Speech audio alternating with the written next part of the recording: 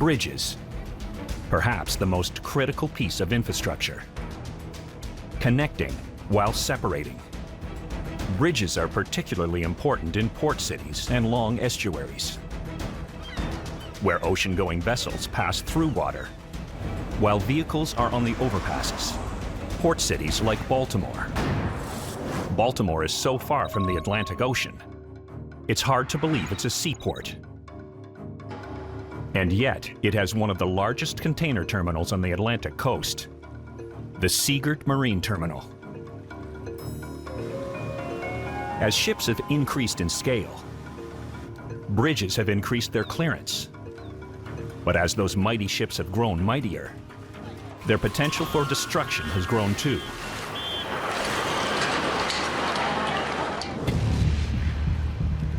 Baltimore, on the night of March 26, 2024, around midnight, the container ship Dolly received the last of its cargo.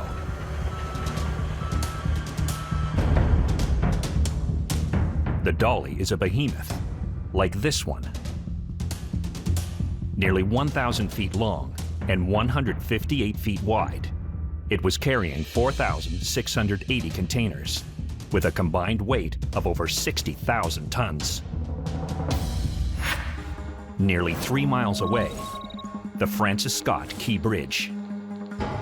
34,000 vehicles cross the bridge per day. But at this hour, traffic is sparse.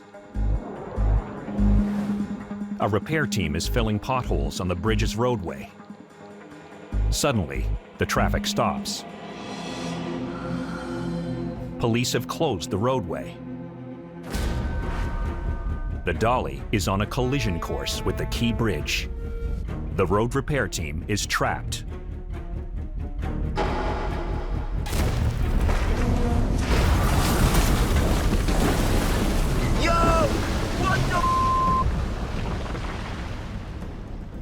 No way in hell I just witnessed that. No way.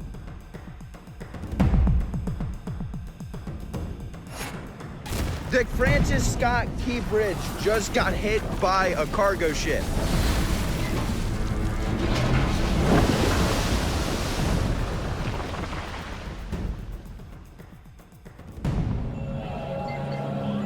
Marine rescue boats begin the desperate search for survivors.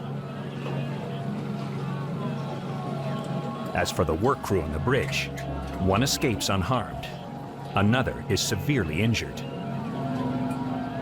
But 6 people are dead. When dawn breaks, the scale of the disaster is stark.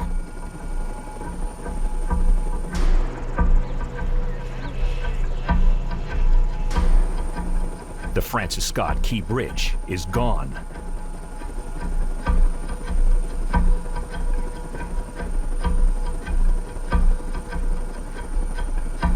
The Port of Baltimore is at a standstill. So what went wrong?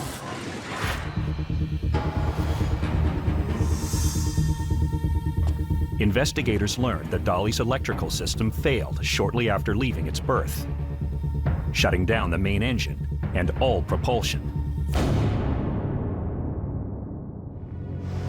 The Francis Scott Key Bridge opened in 1977. The 1.7-mile span links the northeast and southeast shores of the Patapsco River. At the time, it was the second longest continuous truss bridge in the world. The key to the truss is the strength of the triangle. It's twice as strong as a rectangle.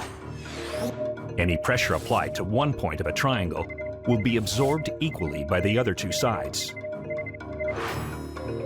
That's why triangles have been a feature of architecture through the ages, from the Great Pyramid of Giza, to the Eiffel Tower, to the futuristic geodesic domes of Buckminster Fuller and the International Space Station.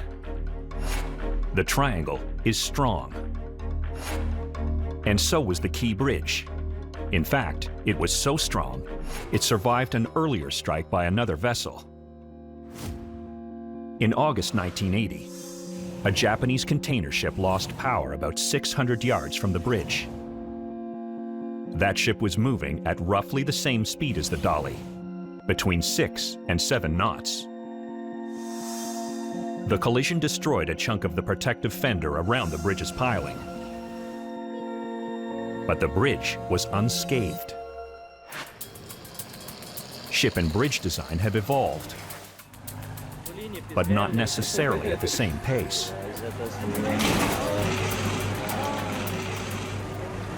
When fully loaded, the dolly is another echelon of ship. It's several times bigger than the Japanese vessel. Ship and cargo displaced over 123,000 tons. Its mass is at least a third the size of the Empire State Building. But by some estimates, the force of the dolly was greater than a rocket launch. More than 22 million pound force.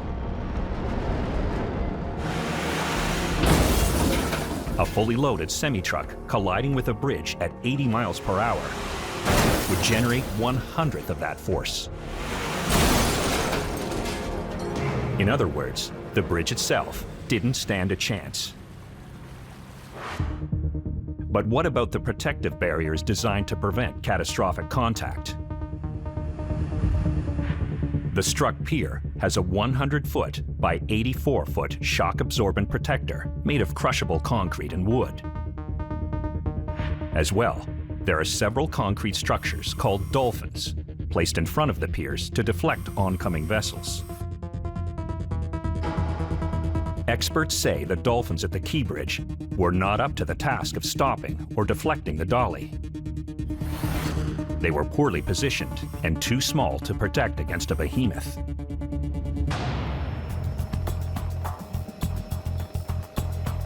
As for the dolly, the ship has returned to service.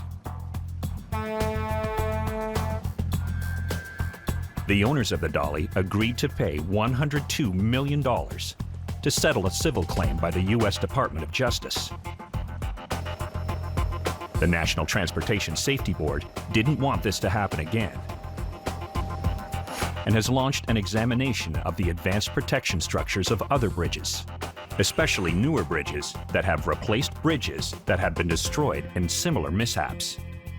The NTSB has several precursor events to study, including one that happened in 1980, the same year the Key Bridge was first hit.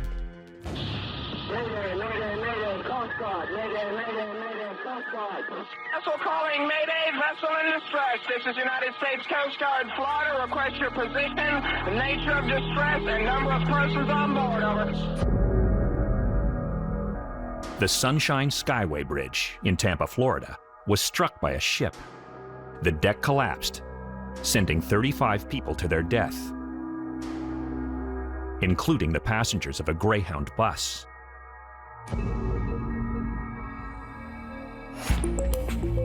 The replacement Sunshine Skyway Bridge has dozens of dolphins to protect it.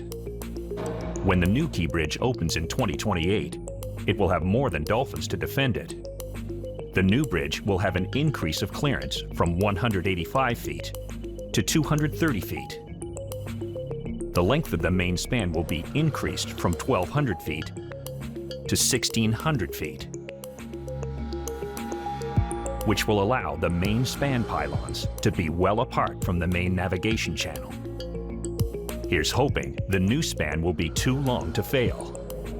Otherwise, it may end up like the old Sunshine Bridge, a fishing pier.